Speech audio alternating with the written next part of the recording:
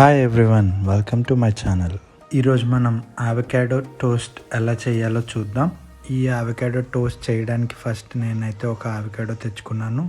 దీన్ని 2 పీసెస్ కింద కట్ చేసుకుంటున్నాను. ఈ 2 పీసెస్లో నేనైతే ఇప్పుడు ఓన్లీ ఒక పీస్ మాత్రమే యూజ్ చేస్తున్నాను.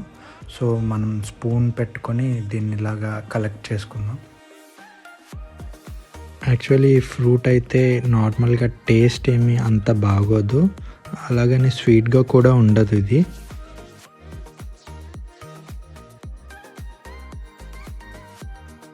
ఇప్పుడు ఇందులోకి మనం ఒక 1/4 టేబుల్ స్పూన్ సాల్ట్ వేసుకుందాం.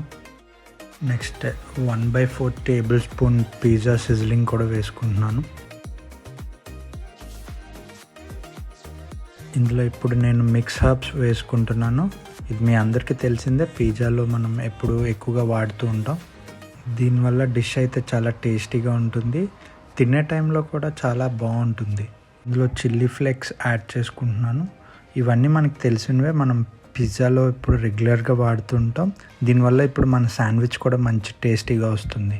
మీరు కావాలంటే ఇందులో ఆనియన్స్ చాలా సన్నగా కట్ చేసుకొని మీరు యాడ్ చేసుకోవచ్చు. ఇందులో నేను 1/2 స్పూన్ లెమన్ని కూడా యాడ్ చేసుకుంటున్నాను.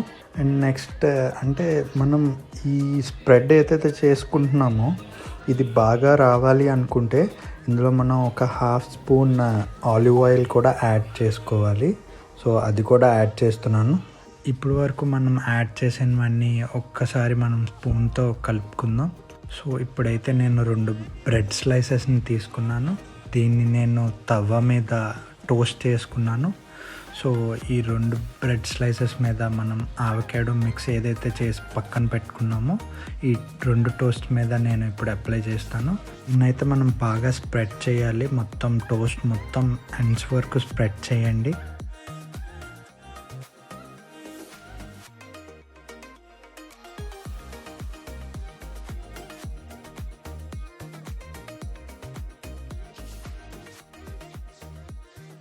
సో ఇప్పుడు మన అవకాడో టోస్ట్ శాండ్విచ్ రెడీ.